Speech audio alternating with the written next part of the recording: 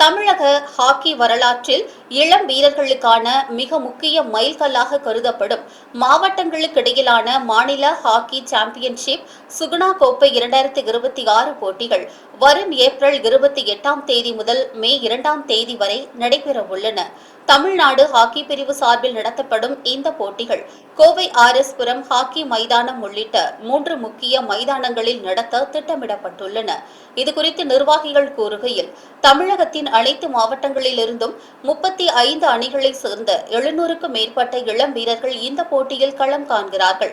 இது வெறும் சாம்பியன்ஷிப் போட்டி மட்டுமல்ல, இதில் சிறந்து விளங்கும் வீரர்கள் தேசிய சாம்பியன்ஷிப் போட்டிகளில் தமிழகத்தை பிரதிநிதித்துவப்படுத்துவதற்கான நுழைவுச் சீட்டாக இது அமையும் என்றும், தேசிய அளவில் தமிழ்நாடு ஹாக்கி அணி தொடர்ந்து வெற்றிகளை குவிக்க இந்த சாம்பியன்ஷிப் ஒரு வலுவான அடித்தளமாக இருக்கும் என்றும் தெரிவித்தனர்.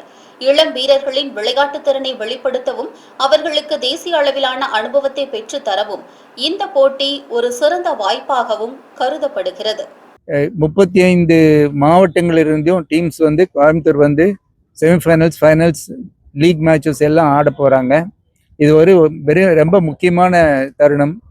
இதில் பங்கேற்கும் யங்ஸ்டர்ஸ், ஜூனியர் பிளேயர்ஸ் தான், அண்டர் 19 இருக்கவங்க தான் ஸ்டேட் டீமுக்கு செலக்ட் ஆவாங்க. ஸ்டேட் டீமுக்கு செலக்ட் ஆகிறவங்க எக்ஸல் ஆகிறவங்க தான் இந்தியன் நேஷனல் டீமில் இன்டர்நேஷ்னல் டோர்னமெண்ட்டுக்கு போக போகிறாங்க. ரொம்ப முக்கியமான மேட்ச்சு. இது வருடத்துக்கு ஒரு தடவை நடக்கிற மேட்ச்சு. இதில் கோயம்புத்தூருக்கு இது ஒரு நல்ல ஆப்பர்ச்சுனிட்டி கிடைச்சது. எப்படின்னா, இங்கே டர்ஃப் கிரவுண்ட் இனாகிரேட் ஆனதுனால இந்த வருஷம் நமக்கு இந்த ஆப்பர்ச்சுனிட்டியை ஹாக்கி இந்தியா இதுக்கு தமிழ்நாடு ஹாக்கி இந்தியா கொடுத்துருக்காங்க. அதுக்கு நாங்கள் எல்லாம் ரொம்ப பெருமைப்படுறோம். இந்த டோர்னமெண்ட் நல்ல விதமாக நடக்கணும். இதுக்கு பார்வையாளர்கள் நிறைய வரணும். இதை மேட்சை பார்த்து ஹாக்கிக்கான ஆர்வம் கோயம்புத்தூர் நிறைய பேர் ஹாக்கி ப்ராக்டிஸ்க்கு வந்தாங்கன்னா இன்னும் நிறைய நல்ல பிளேயர்ஸ் உருவாக்குவாங்க. அது கோயம்புத்தூர் டிஸ்ட்ரிக்ட் ஹாக்கி அசோசியேஷனோட ஒரு செயலாக இருக்கும் என்று எதிர்பார்க்கிறோம்.